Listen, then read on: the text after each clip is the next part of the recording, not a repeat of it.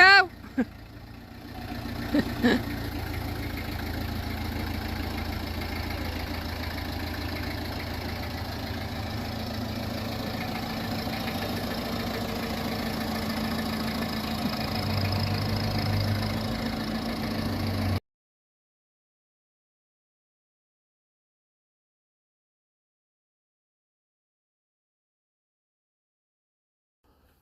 This is the Peugeot engine that's in this one.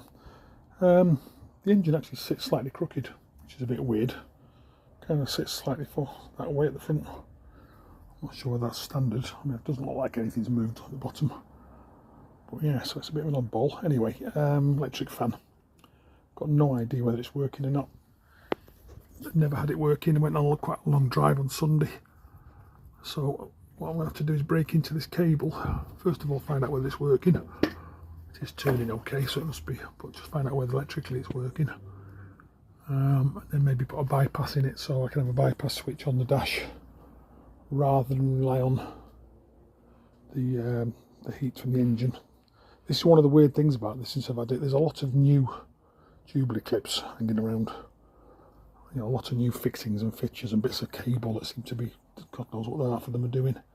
Considering there's only a few items on the dash that actually work. There's one hell of a bloody wiring loom that goes into the dash there. So yeah, just playing more and more as time goes on.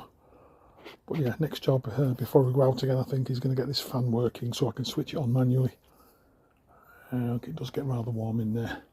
I might even, I was considering actually getting rid of the pipes into the heater, because I don't know whether we're blowing hot air or cold air in there because the dash doesn't have any configurations on it. Just let me show you this in a second. Yeah, this is the Sherpa van derivative, so I've got these switches here which kind of do or don't work, but for the life of me there's one there completely missing.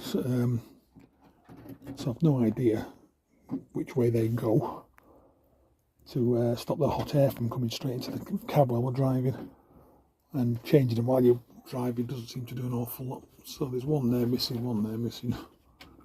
And I did find out that the back end of these, there's only one connected to anything. The other one was just a gap. So I think the answer for now is just to bypass the heater altogether. So I'm doing a bit of work on Piglet today, and I've been doing some graining. It's a bit wet at the moment, so we've got strip light, this bit here.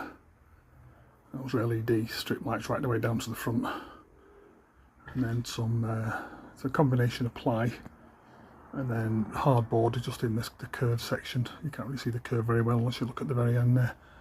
And then the front end, the bit you can see that's light, I'm going to be doing carpet. Got some of that four-way carpet on the way that's sticky. I think it's spray sticky it on. So I've just done the this framework in like a mahogany colour. And now I've done it, I'm thinking maybe that should be metal. It should be rusty metal, but perhaps not. Sorry, excuse the floor. So yeah, a bit of graining on the ceiling. So I've got a wire in, I'm looking for a nice little bulkhead light for the centre there. And then put the strip lights, get those wired in. A little bit of dangly there. Floor's a mess, but it needs a good vacuum now. And I'm going to just get some, just for now, some ply or some hardboard just to go over there, just to hide that insulation sound ending. But yeah, it's looking good. I'm going to varnish this as well. This is just a water-based non-seal satin. But I just think with the era of the vehicle, all these marks, by the way, just the sunlight that's going down behind the tree. That's just behind me. So yeah, a few little white marks there, just need blackening in.